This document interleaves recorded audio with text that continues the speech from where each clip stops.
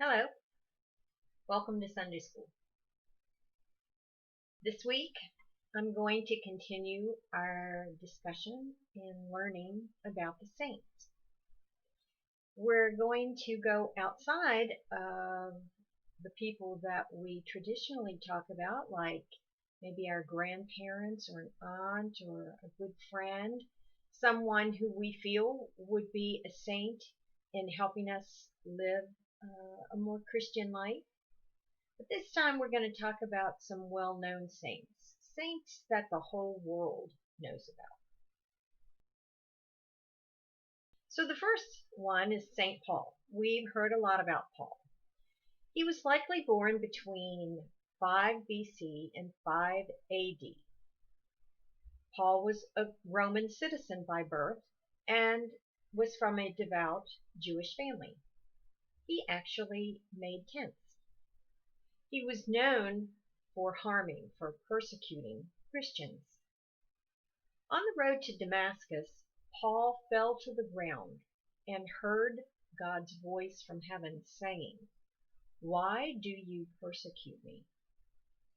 He was blinded by God and led to Damascus, where a man named Ananias laid hands on Paul and restored his vision.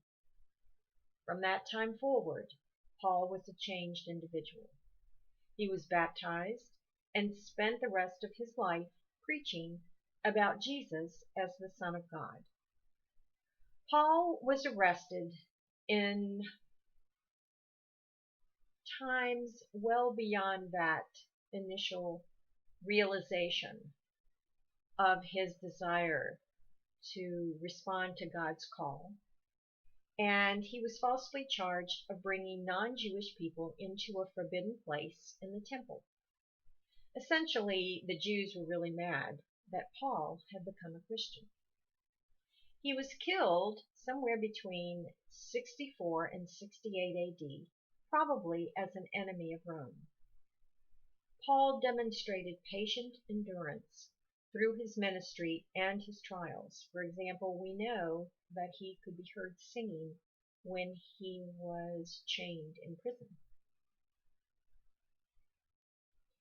Saint Francis of Assisi. Probably many people have heard of this individual. His name was, I'm going to try this, Giovanni di Pietro di Barnardone. He was Italian. He was born in 1182 and died in 1226. He was one of the most loved religious figures in Christianity. He was designated patron saint of Italy, and he was connected with his love for helping animals and the environment. And even today, we know that churches hold ceremonies to bless animals because of St. Francis. He's also known for his love of celebrating communion. And he was the first person to arrange a live nativity scene in celebration of Christmas. Joan of Arc. She was an uneducated French peasant who came from a village called Domremy.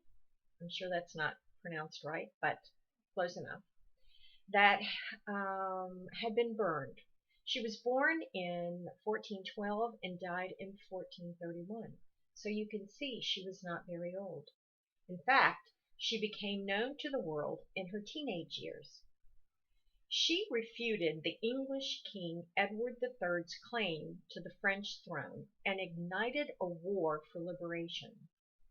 She felt that her call to fight for her country was a divine calling, that God wanted her to do this. She believed that any person from any level of society could receive a message from God to do something. She was able to lead her country's army into battle, but some people felt that her power was not for good, but for evil. So she was killed unjustly. Many years later, hundreds of years later, in 1920, Joan was declared a saint of the Roman Catholic Church. She is viewed today as a brave and dedicated woman. Dietrich Bonhoeffer. He was born in 1906 in Germany, and he was 6 out of 8 children. He and some of his family were killed by the Nazis. His father was a psychiatrist and neurologist, and his mother a teacher and a daughter of a Christian minister. He received a doctor of theology, and because of his learning and interest, he began to ask lots and lots of questions and to lead others in their faith. In 1930, he came to the United States. He spent much time in Harlem teaching Sunday school and forming a lifelong love of African American spirituals.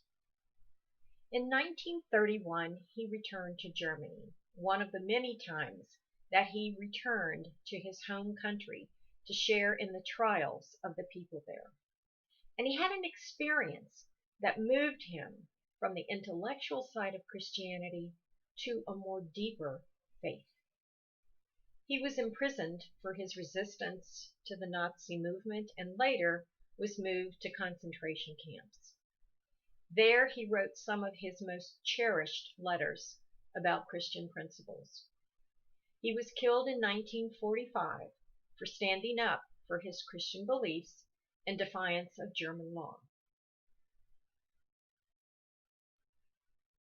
So what do these saints have in common?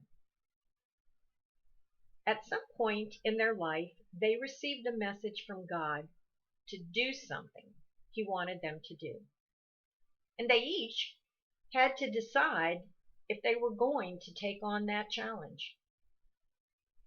Impossible tasks became possible with God's help. For example, a young girl led an army. An imprisoned theologian's masterful writings made it out by guards who were willing to sneak them out, which eventually benefited the whole world. They were in service to others, and that service became more important than service to self. And they demonstrated bravery, tenacity, and commitment, even to death, to carry out the task they felt they had been given by God.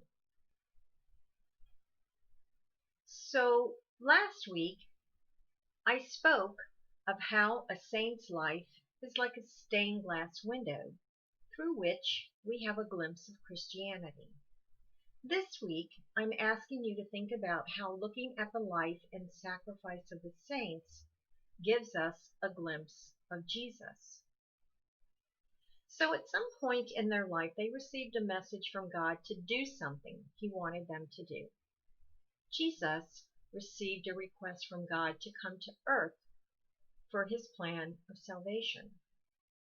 Each of them had to decide if they were going to take on the challenge, as did Jesus. Impossible tasks became possible for them with God's help.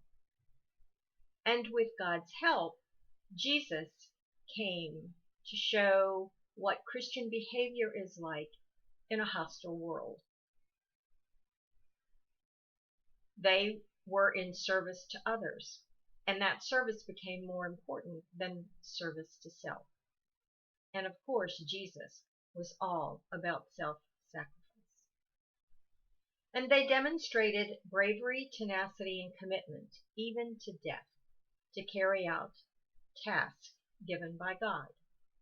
And of course, we know about Jesus' commitment, which was ultimately completing God's plan through his death on the cross. Not all saints are asked to give up their lives. But what do they give up? They give up certain human habits as their desire increases to role model Christian behavior. They give up self-focus as they acknowledge God for their strengths and their talents. They give up personal time in the service of others or the task at hand. They give up comfort to endure hardships so that others can survive. They give up time spent with family to serve in other countries. And they give up the notion that possibilities are finite, and they demonstrate infinite possibilities to reflect God's mercy and love. Did you make your list of saints from Sunday school requests last week? If not, try it now. And remember to thank God for the saints that tuck you into bed, give you a hug when you fall, and pray for your safety. Take care.